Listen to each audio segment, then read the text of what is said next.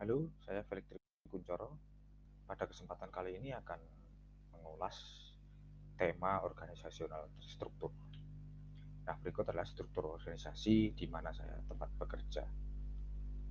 Nah, sebelumnya definisi organisasi adalah wadah bagi setiap orang yang bekerja sama untuk melakukan pekerjaan tertentu dengan jelas sehingga untuk menjamin agar berbagai pekerjaan itu dapat dikoordinasikan dalam rangka mencapai tujuan perusahaan. Nah, apa itu struktur organisasi? Itu kerangka kerja formal yang dengan kerangka kerja itu tugas-tugas pekerjaan dibagi, dikelompokkan, dan dikoordinasikan. Nah, ada beberapa proses desain sebuah organisasi untuk membantu perusahaan dalam berbagai cara. Yang pertama, creating hierarchy of leadership. Ini memungkinkan pendelegasian tugas dan harapan yang jelas. Kemudian, delegation of duty. Membuat tugas manajemen lebih mudah, lebih efisien untuk diterapkan. Lalu, discovery of innovative asset. Membantu identifikasi aspek bisnis yang tidak efektif dan juga dapat membantu para pemimpin memahami apa yang mungkin perlu dilakukan perbaikan. Nah, manfaatnya dari desain organisasi adalah menginspirasi karyawan untuk ambil bagian dalam perusahaan, memungkinkan bisnis merekrut pemimpin dari internal perusahaan itu sendiri, kemudian mengekspresikan hierarki kepemimpinan untuk setiap karyawan, lalu peningkatan moral di tempat kerja dan pelayanan pelanggan. Yang terakhir, tingkat produksi yang lebih tinggi dan biaya yang rendah. Unsur dalam desain organisasi terdapat 6 elemen kunci. Yang pertama, work specialization, departmentalization, chain of command, span control, centralization dan decentralization, formalization. Nah, selanjutnya adalah penjelasan dari masing-masing elemen ini. Yang pertama, work specialization. Nah, sampai sejauh mana aktivitas organisasi dibagi dalam pekerjaan secara terpisah, sehingga masing-masing fokus pada tugas mereka, memperoleh keterampilan dan pengalaman khusus. Spesialisasi di bidang masing-masing contohnya adalah bagian maintenance, bagian engineering, bagian IT, bagian DISOP, bagian PPIC, dan produksi. Kemudian departmentalization.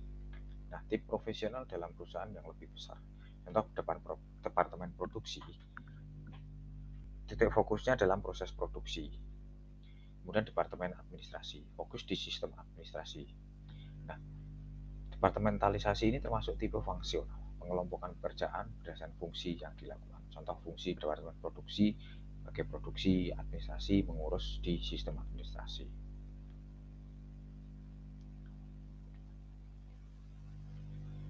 Lalu chain of command atau rantai komando merupakan wewenang yang tidak terputus, yang membentang dari tingkat atas sampai tingkat bawah dalam satu organisasi dan menjelaskan siapa melapor kepada siapa. Ada 3 konsep, yaitu wewenang, tanggung jawab, dan kesatuan komando. Nah, di perusahaan tempat bekerja menerapkan format seperti contoh berikut. Dari bisnis level 0, 1, 2, 3. Kemudian ada accountable, responsible, consultative format, dan masing-masing dari level paling bawah sampai ke PD ini memiliki tugas dan wewenang dan tanggung jawab masing-masing. Siapa yang melaporkan, siapa yang menginformasikan, siapa yang langsung mengerjakan atau eksekusi, sehingga menjadi satu kesatuan komando. Selanjutnya adalah span of control, rentang kendali. Hal ini terlihat dari jumlah karyawan yang dapat dikelola oleh manajer. Nah, lebarnya rentang kendali dipengaruhi oleh keahlian dan kemampuan manajer, karakteristik dari para pekerja, karakteristik pekerjaan, kesamaan tugas, kompleksitas tugas, jarak fisik dengan bawahan, standarisasi tugas. Nah, contoh span kontrol atau rentang kendali di product manager dan DISOP atau engineering manager.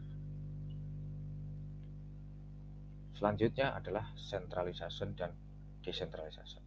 Nah, sentralisasi pengambilan keputusan terpusat pada satu titik dalam organisasi. Contoh di di kasus-kasus tertentu di departemen produksi, keputusan yang sulit atau membutuhkan keputusan yang dilakukan oleh General Manager Operasional.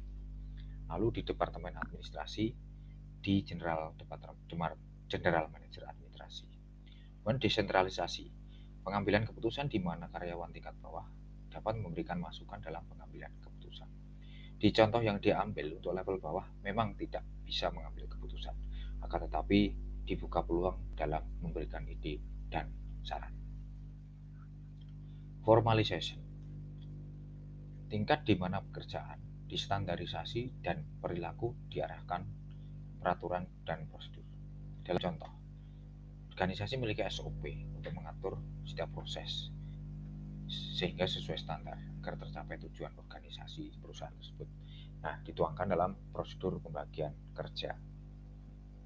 Nah, dalam hal ini model desain organisasi terdapat dua, yaitu mekanistik dan organik. Mekanistik menekankan pentingnya mencapai produksi dan efisiensi tingkat tinggi. Sejumlah prinsip yaitu prinsip spesialisasi, kesatuan arah, wewenang dan tanggung jawab, kemudian prinsip rantai skala. Model desain organisasi lain adalah model organik, yaitu menekankan pada pentingnya mencapai keadaptasian dan perkembangan yang dengan tingkat tinggi. Nah, perbedaannya adalah berasal dari kriteria keefektifan yang berbeda yang ingin diusahakan oleh masing-masing model. Model mekanistik berusaha fleksibel.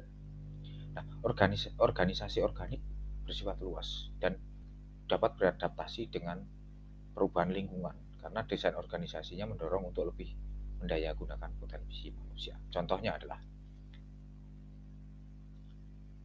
mengingat kondisi perusahaan yang hampir tutup, kemudian dioperasikan kembali. Sekarang ini menggunakan model organik. Nah, contohnya adalah bagian maintenance, segala itu menjadi operator mesin. Kemudian bagian operator produksi bisa melakukan pekerjaan-pekerjaan yang dilakukan oleh OP, U5S, dan yang lain-lain. Kemudian desain organisasi yang umum. Ada dua, yaitu organisasi tradisional dan kontemporer. Desain organisasi tradisional. Yang pertama, struktur simpel, tersentralisasi pada satu orang. Nah, keunggulannya adalah cepat, fleksibel, akuntabilitas jelas. Kelemahannya lebih beresiko karena hanya bertumpu pada satu orang. Struktur fungsional. Nah, berdasarkan fungsinya masing-masing, misalkan produksi, maintenance, finance, accounting, desktop, engineering, HRGA, dia adalah melakukan pekerjaan sesuai fungsi masing-masing departemen tersebut. Nah, kekuatannya adalah menghemat biaya dari spesialisasi. Nah, para pekerja dikelompokkan dalam pembagian tugas yang sejenis. Kelemahan, terlalu fungsionalis mengakibatkan manajer hilang fokus terhadap tujuan perusahaan. Nah, karyawan hanya memiliki pengetahuan terbatas dan tidak memahami pekerjaan unit organisasi lainnya. Struktur divisional.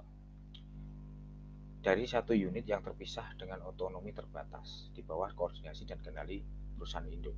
Kekuatannya adalah berfokus pada di mana manajer bertanggung jawab terhadap keberhasilan produk dan layanan. Kelemahannya karena merupakan duplikasi aktivitas dan sumber daya yang akan menambah biaya dan mengurangi efisiensi. Desain organisasi umum yang kedua adalah organisasi kontemporer.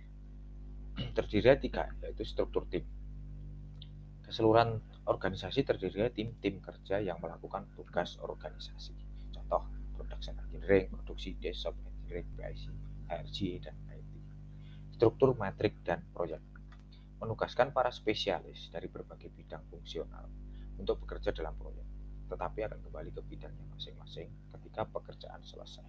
Nah, di perusahaan tempat saya bekerja pun menerapkan struktur metrik dan proyek ini, walaupun bukan spesialis tertentu, tetapi dalam proyek tertentu yang contohnya adalah proyek model baru, proyek Kaizen, proyek lain baru, maka dibentuklah core team yang diambil personelnya dari berbagai section yang ada di perusahaan tersebut.